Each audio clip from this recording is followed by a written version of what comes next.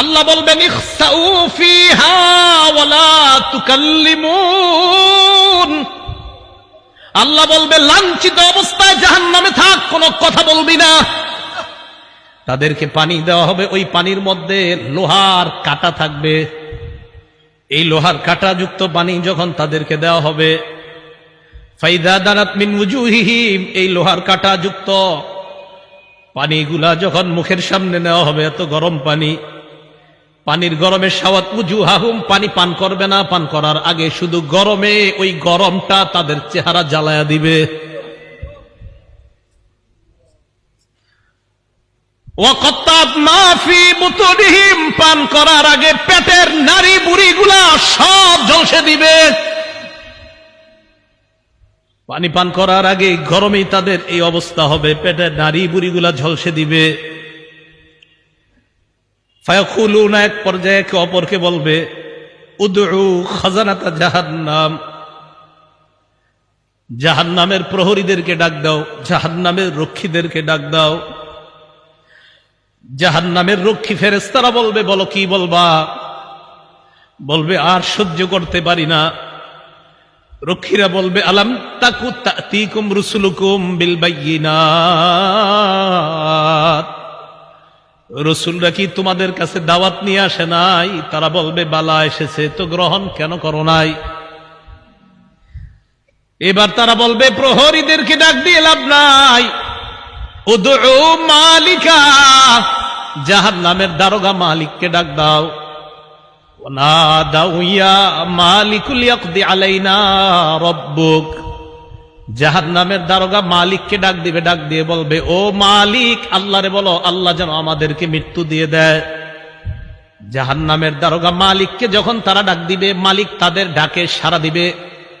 ইমাম আহমদ বলেন নুব্বিতু আন্না বাইনা দুআইহিম ওয়া বাইনা ইজাবাতি মালিকিন ইয়াহুম আলফা আম, হয় মালিক তাদের ডাকে সাড়া দিবে 1000 বছর পর।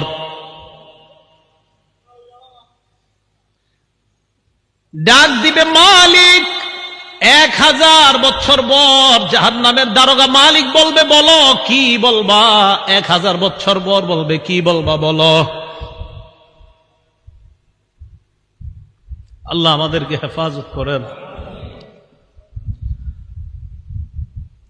তারা বলবে আল্লাহরে বলো আল্লাহ যেন আমাদেরকে মরণ দিয়ে দেয় জাহান্নামে। মালিক বলবে ইন্নাকুম মাকিসুন, চুপচাপ আযাব ভোগ করো।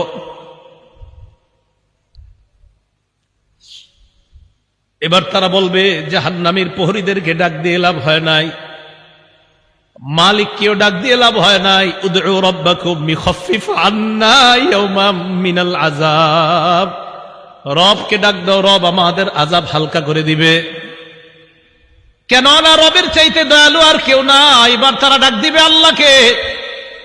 আল্লাহকে ডাক দেওয়ার পর তারা বলবে, সূরা মুমিনুনের মধ্যে আল্লাহ বলেন রব্বানা গলাবাত আলাইনা শিকওয়াতুনা, তারা ডাক দিয়ে বলবে আল্লাহ আমাদের হতভাগ্যা, আমাদের দুর্ভাগ্য আমাদের উপর বিজয় লাভ করছে। দুর্ভাগ্যদের অন্তর্ভুক্ত হওয়া যাবে না। আপনি জানেন না এই আয়াতটা আমি কতবার তেলাওয়াত করি, যখন সামনে আসে আমার এই আয়াত, কি অবস্থাটা হবে। জাহান্নামীরা বলবে আল্লাহ আমাদের দুর্ভাগ্য, আমরা দুর্ভাগা হওয়ার কারণে আজকে আমাদের উপর, আমাদের এই দুর্ভাগা হওয়াটা আমাদের উপর বিজয় লাভ করছে। দুনিয়াতে আপনার কথা শুনি নাই। ওয়া কুন্না কওমান দাল্লিন, আল্লাহ আমরা ছিলাম পথভ্রষ্ট সম্প্রদায়। রব্বানা আখরিজনা মিনহা, আল্লাহ আমাদেরকে বের করে দেন না এখান থেকে। ফাইন উদনা ফাইন্না যালিমুন, আল্লাহ একবার বের করে দেখেন, আমরা যদি আর খারাপ কাজ করি আমরা জালেম, আমরা আর খারাপ কাজ করব না। এই কথা বলার পর আল্লাহ যেই জবাবটা দিবেন, আল্লাহ বলবেন ইখসাউ ফিহা ওয়ালা তুকাল্লিমুন, আল্লাহ বলবে লাঞ্ছিত অবস্থায় জাহান্নামে থাক, কোনো কথা বলবি না।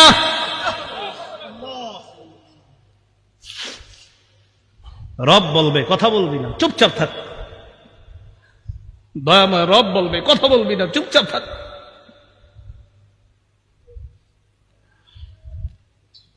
আমি তোমাদেরকে কি সতর্ক করি নাই? আপনারা জানেন যে ফেরেশতারা এটা বলছেন আল্লাহ যখন বলবে লাঞ্ছিত অবস্থায় চুপচাপ কোনো কথা বলবি না। বহুত পেরেশানির মধ্যে পড়ে যায় আয়াত যখন পড়ি। রব যখন বলবে কোনো কথা নাই, কি অবস্থা হবে? তাই বলছিলাম দুনিয়া থেকে নিরাপত্তা নামা নিয়ে যাওয়া, নিরাপত্তা নামা যদি নিয়ে না যাইতে পারি ঠকে গেলাম, হতভাগা হয়ে গেলাম। আল্লাহ সকলকে সৌভাগ্যবানদের কাতারে শামিল হওয়ার তৌফিক দান করেন। তো আল্লাহ বলবে ইখসাউ ফিহা ওয়ালা তুকাল্লিমুন, কথা বলবা না, থাকো। তো বলছিলাম ওই যে দরিয়ে, এই দরিয়ে নামক খাদ্য দেওয়ার পর এরপরে দেওয়া হবে কাঁটাযুক্ত খাদ্য, গুচ্ছ জাতীয় খাদ্য। গলা আটকানোর পর বলবে পানি দাও। তো পানি দিবে, পান করবে কি? চেহারার সামনে নীতি, চেহারা ঝলসে যাবে, পেটের সব ঝলসে যাবে। তখন তারা ফেরেশতা ডাক দিবে, জাহান্নামের প্রহরী ডাক দিবে, মালিককে ডাক দিবে, আল্লাহকে ডাক দিবে। সবাই তো একটা একটা বলবে, প্রহরীরা বলবে রসুল আসে নাই, আর মালিক বলবে 1000 বছর পর চুপচাপ আযাব বুক করো, তাও তো একটু কথা বলবে। আল্লাহ কি বলবে দেখেন, লাঞ্ছিত অবস্থায় থাকো, কোনো কথা নাই, থাকো। রব যদি বলে কথা নাই তখন তো শেষ। তো বলছিলাম দরিয়ে লা ইউসমিনু ওয়ালা ইউগনি মিন জু'। কয় দরি নামক খাদ্যটা কেমন জানো? এটা পুষ্টিও যোগায় না, ক্ষুধাও নিবারণ করে না। আচ্ছা আমরা খাদ্য খাই কেন বলেন তো? হয়তো পুষ্টি বাড়ার জন্য, না হয় যেন ক্ষুধা নিবারণ হয়। আল্লাহ বলে লা ইউসমিনু, দরি নামক খাদ্য পুষ্টিও যোগাবে না, ক্ষুধাও নিবারণ করবে না। কিছু মনে করবেন না, পৃথিবীর একটা খাদ্য আছে যে খাদ্যটা অ্যাভেলেবল মানুষ খায়, যেটা তার পুষ্টিও যোগায় না, ক্ষুধাও নিবারণ করে না। হুজুর কি এটা? মাশাআল্লাহ, ধূমপান। কি পান? ধূমপান। এটা পুষ্টিও যোগায় না, ক্ষুধাও নিবারণ করে না। বুঝা যায় দুনিয়ার ধূমপান জাহান্নামের দড়ির সাথে অনেকটা মিলে যায়। কি জি? জোরে কর না জি, সবাই শোনায় কর, শুনতে হবে তো। আপনাদের মুসল্লি যারা আছে এগুলোর দিকেও তাকায় বলেন কি ঠিক আছে? দড়ি যেটা পুষ্টিও যোগায় না, ক্ষুধাও নিবারণ করে না। তো আমি কিন্তু বলছি না, আপনারাই বলছেন, আমি কিন্তু প্রথমে বলি নাই ধূমপান, আপনারাই বললেন এই খাদ্যটা কি? এটা পুষ্টিও যোগায় না, ক্ষুধাও নিবারণ করে না। তো আপনারা এবার মিলান এটার সাথে কোনটা মিলে। এরপরেও যদি কেউ ধূমপান করে কি করা? আল্লাহ হেফাজত করেন। তাহলে দরি নামক খাদ্য পুষ্টিও যোগায় না, ক্ষুধাও নিবারণ করে না। তো আমরা দেখছি যে এটার সাথে একটা খাদ্যের মিল আছে। আর আমি মাঝে মাঝে অবাক হই, ধূমপানের প্যাকেটের মধ্যে লেখা থাকে ধূমপান মৃত্যু ঘটায়। লেখা আছে, মনে করেন লেখা আছে মৃত্যু ঘটায়, মানে আমি দেখতেছি লেখা মৃত্যু ঘটায়, এরপরেও টান দিতেছি, মানে কি? আল্লাহ আমাদের সকলকে এই দুনিয়াতে থাকতেই আমি আপনি সহ আমরা সবাই যেন একদম কবর থেকেই নিরাপদ হয়ে যেন আমরা কিয়ামতের মাঠে গিয়ে রহমতের চাদরে ঢেকে যেন আল্লাহ আমাদেরকে পুলসিরাত পার করে দেয়। তাহলে এতক্ষণ জানলাম আমরা এমন কিছু চেহারা, যেই চেহারাগুলা নিচে থাকবে, যেই চেহারাগুলার ভয়ঙ্কর অবস্থা হবে, জাহান্নামে যাবে, এরকম এরকম হবে। এবার আল্লাহ কি বলে দেখেন, কিছু চেহারা থাকবে নেয়ামতে পরিপূর্ণ। আলহামদুলিল্লাহ, আল্লাহ আপনি আমাদেরকে ওই চেহারাওয়ালা বানায়া দেন। লিসাইহা রাদিয়া, আগের চেহারাওয়ালাদেরকেও আল্লাহ বলছে দুনিয়ার মধ্যে তারা গুনাহের কাজ করছে, কষ্ট করার কারণে কিয়ামতের ময়দানে তারা ক্লান্ত। এবার কি বলে দেখেন, লিসাইহা, তারা দুনিয়ার মধ্যে আখিরাতের কর্ম করার চেষ্টা করছে, এই চেষ্টা করার কারণে রাদিয়া, কিয়ামতের ময়দানে তারা সন্তুষ্ট হয়ে যাবে। তাহলে আগের দল দুনিয়াতে খারাপ কর্ম করার কারণে ক্লান্ত, আর পরের দল দুনিয়াতে কর্ম করছে, কষ্ট করছে, বাকি তারা সন্তুষ্ট। তাহলে আগের দল কিয়ামতে ক্লান্ত, অসন্তুষ্ট, আর পরের দল লিসাইহা, দুনিয়াতে কর্ম করেছে, কষ্ট করেছে, বৃষ্টিতে ছাতা মাথায় দিয়ে পানি এদিকে লেগেছে সেদিকে লেগেছে, মসজিদে কষ্ট করে গিয়েছে। তাহলে ওরাও কষ্ট করেছে, তারাও কষ্ট করেছে। আল্লাহ বলে রাদিয়া, দ্বিতীয় শ্রেণীর কষ্ট যারা করেছে, কিয়ামতের ময়দানে এই চেহারাগুলা দেখলেই বুঝবা তারা সন্তুষ্ট। আর কি, ফি জান্নাতিন আলিয়া, তারা থাকবে নিরাপদ জান্নাতে, শান্তির জান্নাতে, চিরস্থায়ী চির সুখের জান্নাতে থাকবে, আলিশান জান্নাতের মধ্যে থাকবে। আচ্ছা, আমরা যারা এখানে বসা, আমাদের যদি দেখা সাক্ষাৎটা জান্নাতে হয়, মজা কি কম হবে না বেশি? তো আমরা ভালো হয়ে যাই, চলেন সবাই, কি বলেন? ফি জান্নাতিন আলিয়া লা তাসমাউ ফিহা লাগিয়া, জান্নাতের মধ্যে জান্নাতীরা লাগিয়া শুনবে না। লাগিয়া মানে অনর্থক কথা। ইমাম বুখারী ব্যাখ্যা করেছেন, 7 মাহ জান্নাতের মধ্যে জান্নাতীরা কোনো গালি গালাজ শুনতে পাবে না।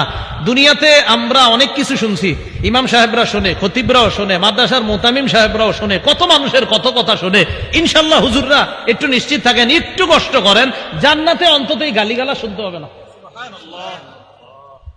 লা তাসমাউ ফিহা লাগিয়া, জান্নাতের মধ্যে অনর্থক কোনো কথা থাকবে না, কোনো অনর্থক কথা শোনা যাবে না। কত সুন্দর কথা হবে জান্নাতে, সে আলোচনা আমি পুরোটা করছি না। সর্বশেষ জান্নাতি যেই মানুষটা, এই মানুষটা আল্লাহরে সর্বশেষ তখন যখন তাকে জান্নাত থেকে বের করবে, এবার আমার একটা আলোচনা আছে, দেখবেন লম্বা আলোচনা আছে সর্বশেষ জান্নাতির নিয়ে।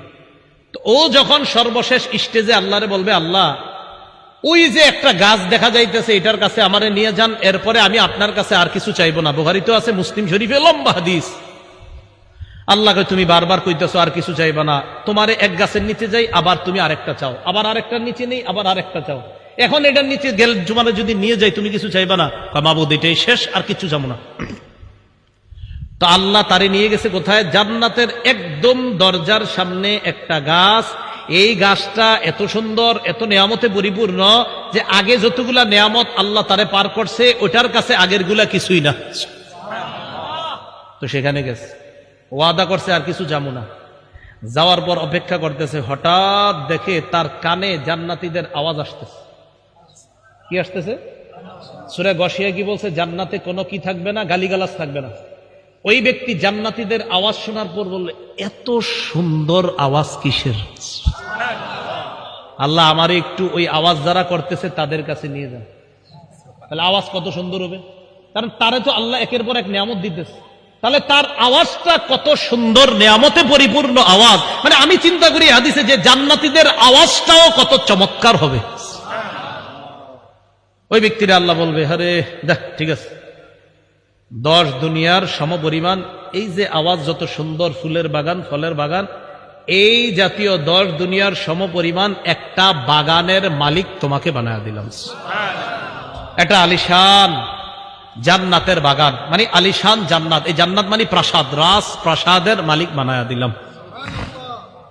তো আল্লাহ বলেন, লা তাসমাউ ফিহা লাগিয়া, যেই চেহারাগুলা সন্তুষ্ট চিত্তে তাদেরকে দেখবা, তারা জান্নাতের মধ্যে কোনো গালিগালাজ শুনবে না।